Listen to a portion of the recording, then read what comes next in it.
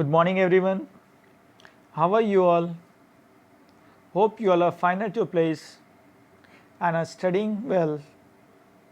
Today, in this video of class 7th biology, we'll be dealing few important questions of the chapter respiration.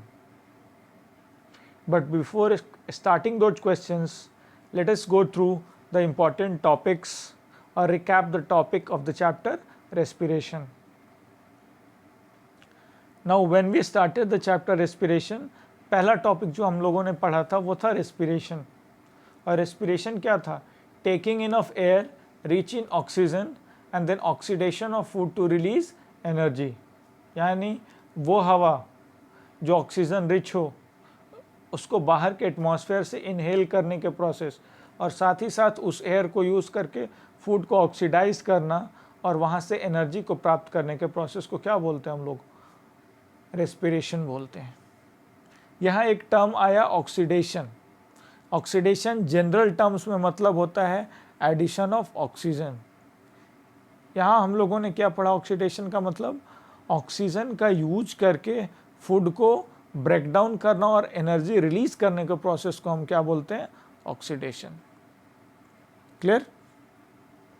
Next was what? Next we studied the main processes of respiration. तो respiration में दो main process थे.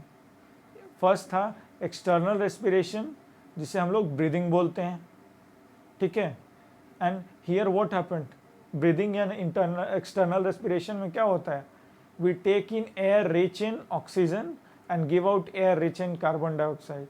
यानी बाहर के atmosphere से, बाहर के वातावरण से ऑक्सीजन ज़्यादा मात्रा, वो हवा जिसमें ऑक्सीजन ज़्यादा मात्रा में हो उस एयर को लेना, और अंदर से लंग्स और बॉडी में से कलेक्ट किया हुआ एयर जिसमें कार्बन डाइऑक्साइड ज़्यादा मात्रा में है उसको बाहर के एटमॉस्फेयर में रिलीज़ करना. ठीक है. इस प्रोसेस को क्या बोलते हैं हम लोग? ब्रीदिंग बोलते हैं या फिर एक्सटर्नल रेस्पिरेशन बोलते हैं. Clear? Next we show internal respiration और सेलुलर रेस्पिरेशन. ये क्या था? वो जो ऑक्सीजन हम लोग बाहर के एटमॉस्फेयर से लेते हैं उसका यूज़ करके फूड को ऑक्सीडाइज करना और एनर्जी रिलीज़ करना, इस प्रोसेस को बोलते हैं हम लोग internal respiration. Clear? Now after this we show respiration in plants.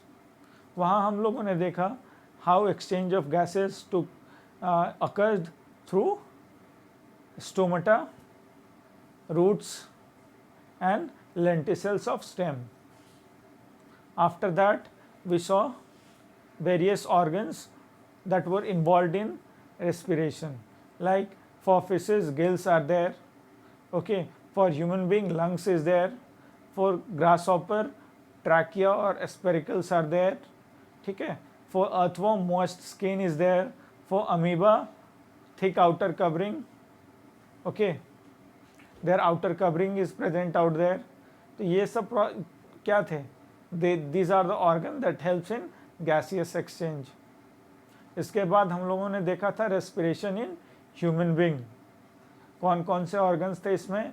Knows थे आपके, pharynx, larynx, trachea, bronchi, bronchioles, lungs, और जो सबसे मेन ऑर्गन्स था आपका लंग्स के अंदर में वो था एल्वियोलाई, जहाँ पे गैस का एक्सचेंज होता है. इसीलिए एल्वियोलाई को क्या बोलते थे हम लोग? साइट ऑफ गैसियस एक्सचेंज या फिर functional unit of lungs. Clear? इसके बाद हम लोगों ने देखा था टाइप्स ऑफ रेस्पिरेशन. दो टाइप्स ऑफ रेस्पिरेशन थे, एरोबिक और एनारोबिक. एरोबिक रेस्पिरेशन जो ऑक्सीजन के प्रेजेंस में हो, और एनारोबिक रेस्पिरेशन जो ऑक्सीजन के एब्सेंस में हो या फिर बहुत कम ऑक्सीजन के प्रेजेंस में हो, मतलब ऑक्सीजन का जो मात्रा होगा वो बहुत कम होगा. इस प्रोसेस को क्या बोलते हैं हम लोग? एनारोबिक रेस्पिरेशन बोलते हैं. क्लियर? तो हम लोगों ने इन सभी चीज़ों के बारे में देखा था. Now after रिकैपिंग this things will start with the question. Important questions जो इस चैप्टर के हैं, कुछ क्वेश्चंस हम लोग देखते हैं. फर्स्ट क्वेश्चन है आपका, what are the main organs of the human respiratory system? Human respiratory system का मेन ऑर्गन्स कौन कौन से हैं? The main organs of the human respiratory system are, human organs का मेन ऑर्गन्स कौन कौन से है? नोज़, ये जो नेसल कैविटी है आपका, ये नोज़ शो करता है, clear, nose. After that we have pharynx, larynx, trachea जिसे और बोलते हैं हम लोग wind pipe, then bronchi, bronchioles, lungs, और लंग्स के अंदर में एल्वियोलाई, जिसे हम लोग एल्वियोलाई को क्या बोलते हैं? Site of gaseous exchange. Alveoli, ये एल्वियोलाई क्या है? Site of gaseous exchange. और इस ट्रैकिया को क्या बोलते हैं? Wind pipe, wind pipe, clear. Trachea को और क्या बोलते हैं? Wind pipe. Okay, so these are the important organs of the human respiratory system, clear? Next, in humans the exchange of gases occurs in the lungs. In which part of the lungs does it take place? Human में exchange of gases lungs में होता है, लेकिन lungs में कहाँ पे होता है? आंसर है हमारा, the exchange of gases takes place in the small sac like structure present in the lungs called alveoli. यानी लंग्स में सैक लाइक स्ट्रक्चर जो होता है, ठीक है, here we can see this is lungs जो फर्दर ब्रोंक्यूल्स में जाते हैं, ब्रोंक्यूल्स के एंड में आपके छोटे छोटे सैक लाइक स्ट्रक्चर हैं ऐसे, ठीक है। दिस हैज़ बीन मैग्नीफाइड, ये इमेज उसका मैग्नीफाइड इमेज है, जिसे हम लोग क्या बोलते हैं? एल्वियोलाई। तो ये alveoli richly supplied with blood capillaries होते हैं, इनमें ब्लड कैपिलरीज होते हैं, ठीक है। उनके थ्रू क्या होता है? बाहर के ऑक्सीजन रिच एयर से ऑक्सीजन ब्लड में जाता है और ब्लड से कार्बन डाइऑक्साइड बाहर एक्सपेल्ड आउट होता है, ठीक है। तो ये एल्वियोलाई ही वो जगह है जहाँ पे गैस का एक्सचेंज होता है। एल्वियोलाई कौन सा जगह है? ये वो जगह है जहाँ पे गैस का एक्सचेंज होता है। इसीलिए एल्वियोलाई को क्या बोला जाता है? Functional unit of lung. क्या बोला जाता है? Functional unit of lung, functional unit of lungs, ठीक है। एल्वियोलाई को हम बोलते हैं फंक्शनल यूनिट ऑफ लंग्स।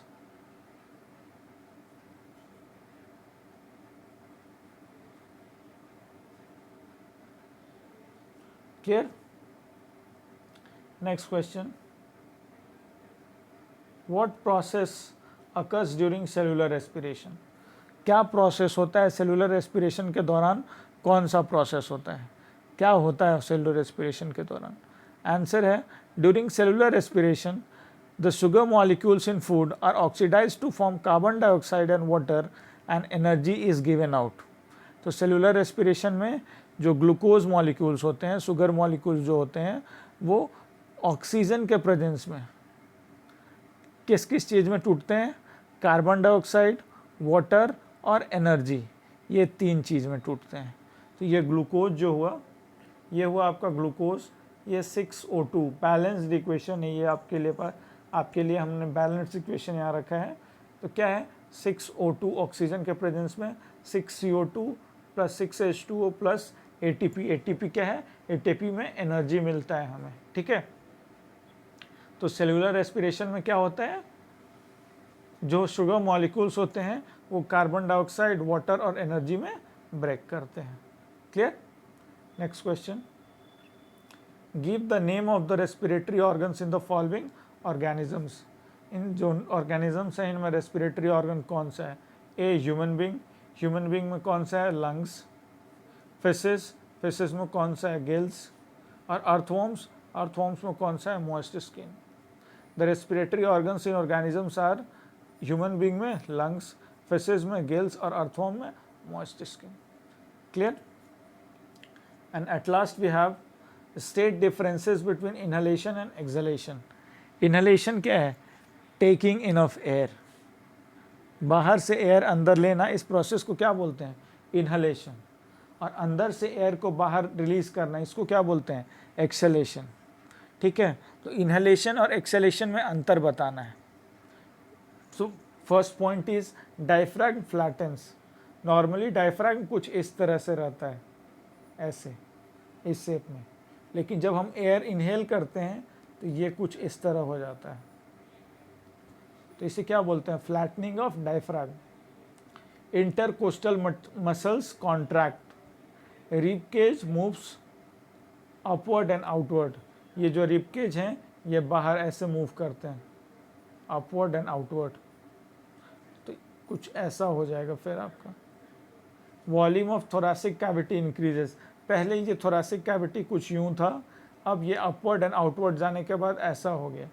तो क्या हुआ, स्पेस इंक्रीज किया, स्पेस इंक्रीज करने के कारण क्या होता है, वॉल्यूम इंक्रीज कर जाता है। अगर वॉल्यूम इंक्रीज करेगा तो प्रेशर क्या होगा, डिक्रीज करेगा। और हम लोगों को पता है कि कोई भी चीज़ हाई प्रेशर से लो प्रेशर की ओर आती है, ठीक है। तो क्या है, बाहर के एटमॉस्फेयर में प्रेशर हाई है, लंग्स में प्रेशर लो है, सो air will move from outward into the lungs.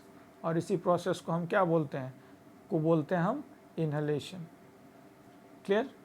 अब एक्सहेलेशन को देखें तो क्या होगा, इनहेलेशन के दौरान कुछ हमारा स्ट्रक्चर ऐसा था, तो इसमें क्या होता है, डायफ्राग्म जो है वो फिर से अपने नॉर्मल जगह पे ऐसे चला जाता है, ठीक है।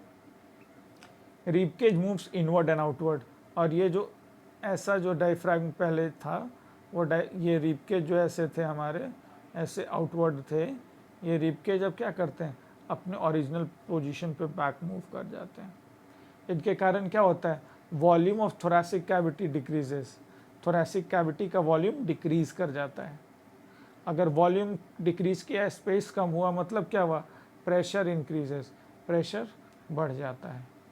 और अगर प्रेशर इंक्रीज किया तो air is forced out of the lung, जो एयर जो हमारे लंग्स के अंदर में है ये बाहर रिलीज होता है।